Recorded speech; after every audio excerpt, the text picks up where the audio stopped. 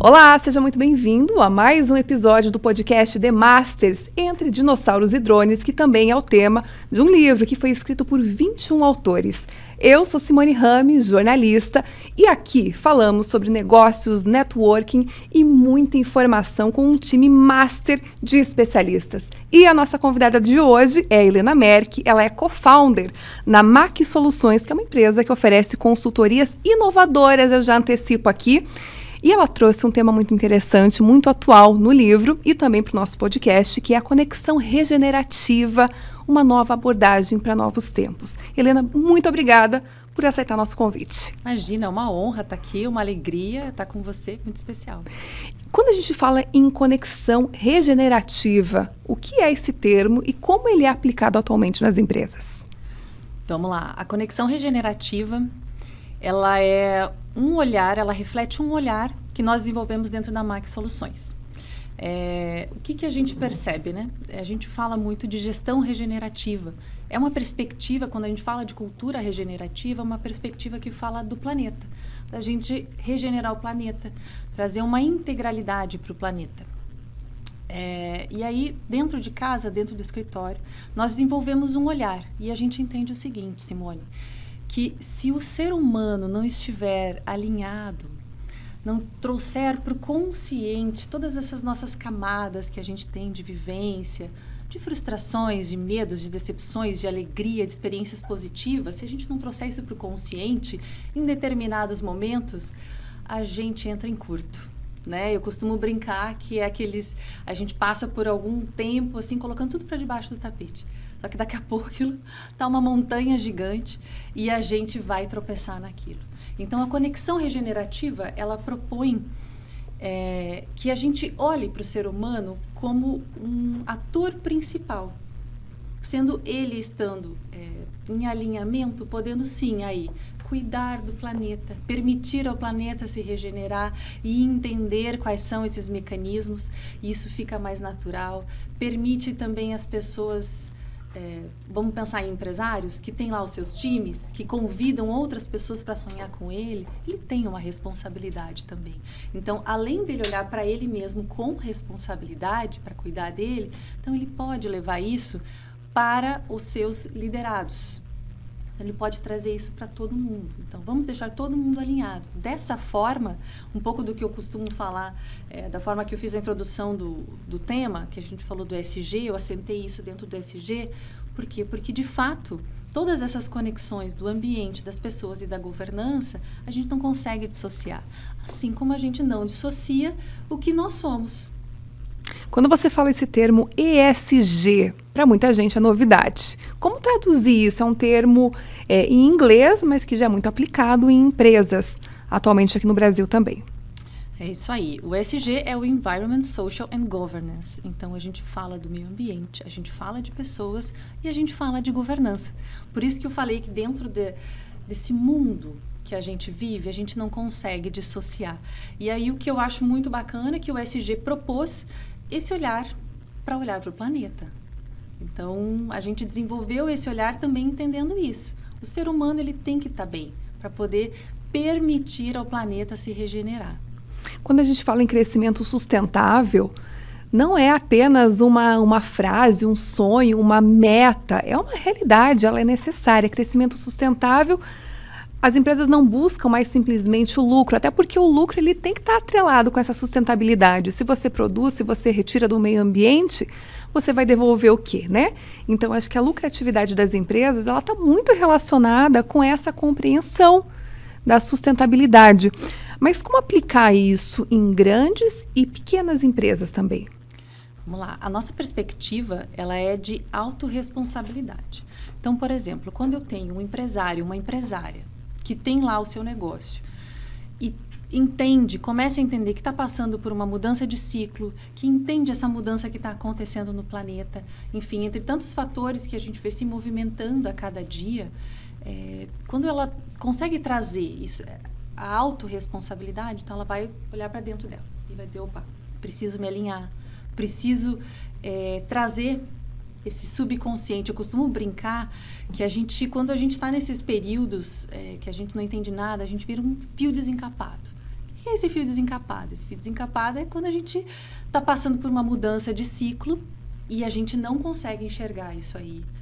E tudo fica ruim. Então, eu tenho um negócio e eu sempre adorei o meu negócio e, puxa, tenho uma série de oportunidades legais para desenvolver, por exemplo, sob a perspectiva do ESG, mas nada daquilo faz sentido para mim.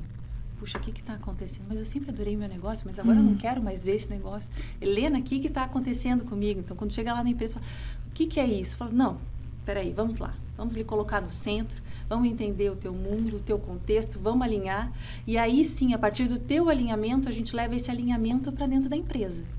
E aí, claro, a compreensão, à medida que a gente tem uma tranquilidade dentro de nós, a gente consegue olhar com mais tranquilidade para os nossos negócios, para pensar em resultados melhores, em alinhamento e cuidado com o meio ambiente e com as pessoas que estão conosco. Quando eu falei aqui no início que você tinha essa consultoria, esses modelos de consultoria muito inovadores, porque muitas empresas desconhecem que elas podem buscar profissionais de fora para trazer o que muitas vezes o time tem dificuldade em traçar esses novos olhares da conexão regenerativa, da questão ambiental.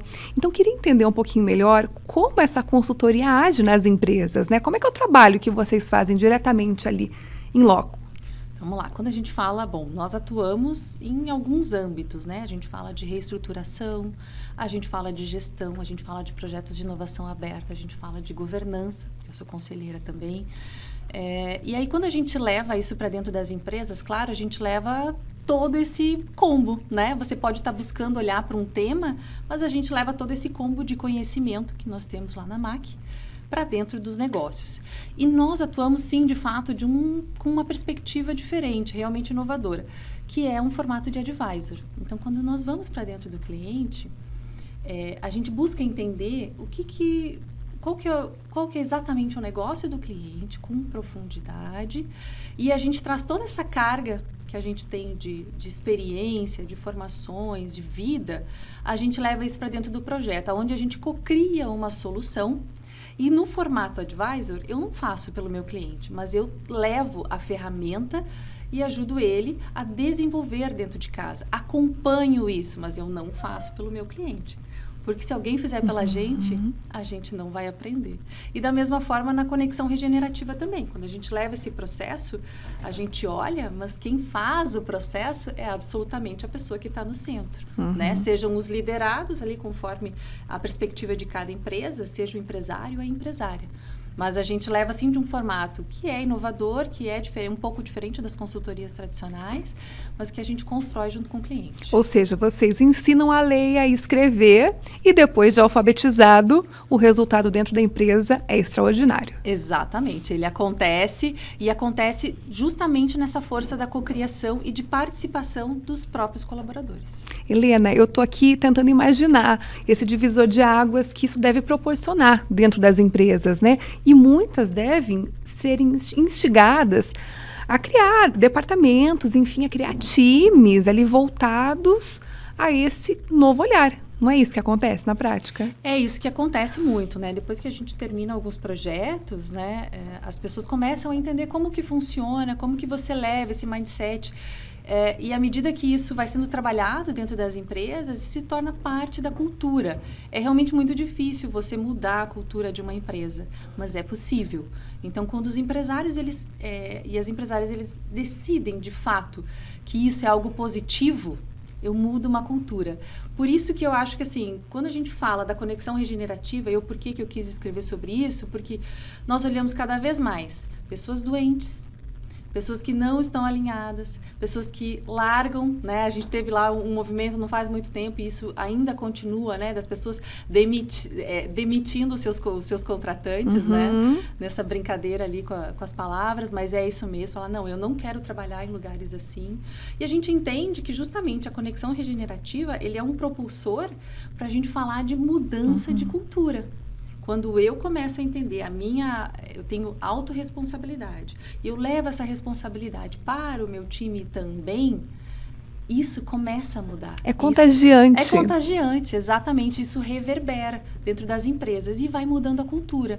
E aí você começa, sim, a ter até mudança dentro dos próprios setores ou criação de outros já em um outro formato inovador.